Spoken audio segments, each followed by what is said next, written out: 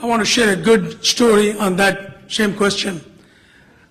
When the ISIS started harassing the Yazidis and Christians, we wrote an appeal to mosques around, that was last September, to pray for the Christians and the Yazidis and the Shia Muslims, and many, many mosques have taken that up and did it. So the issue is really, if we ask the imams, more than likely they will do it.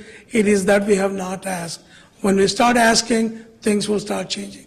And that is the first step. Thank you very much. We'll take one more question and wrap it up. And please don't forget the evaluation form. One more question.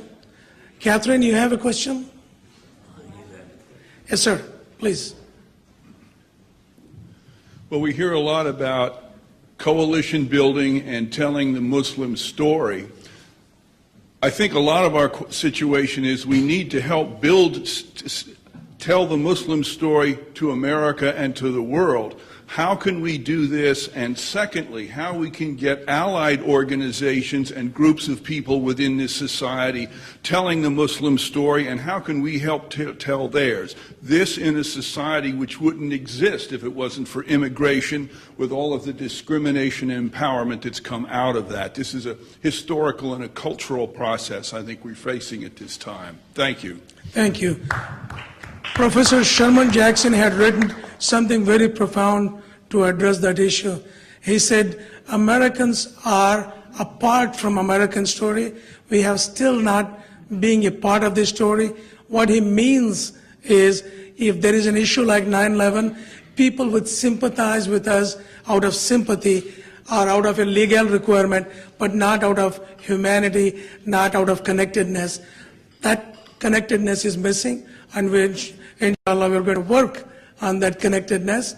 And also on the media side, we are going to write a lot of op-eds, a lot of articles in different newspapers to tell our story. As Ambassador Siddiqui had mentioned, there are so many Muslims contributing to the richness, freedom of this nation. We need to tell that story, and the story has just begun now.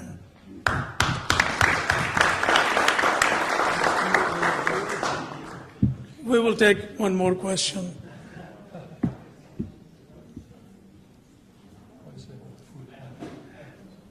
Okay, after your question, we address that. We have food, snacks, we'll just do the fellowship thing. Okay, thank you very much. My name is Reza Ghafourian, and boy, you have a lot of work to do. Join us. Yes, sure, absolutely. Just a clarification question. You're calling your organization as a representative of moderate Muslims, and how are you defining moderate Muslims?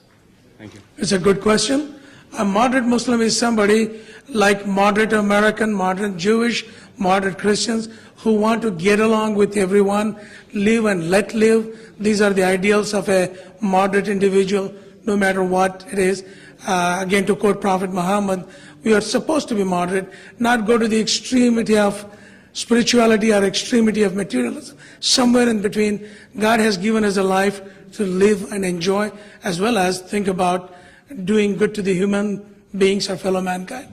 That's how I would define, and I would let Ambassador Siddiqui and Dr. Rahman define that as well. We're doing great, so I don't think we need help from us. Thank you very much. And that concludes our session.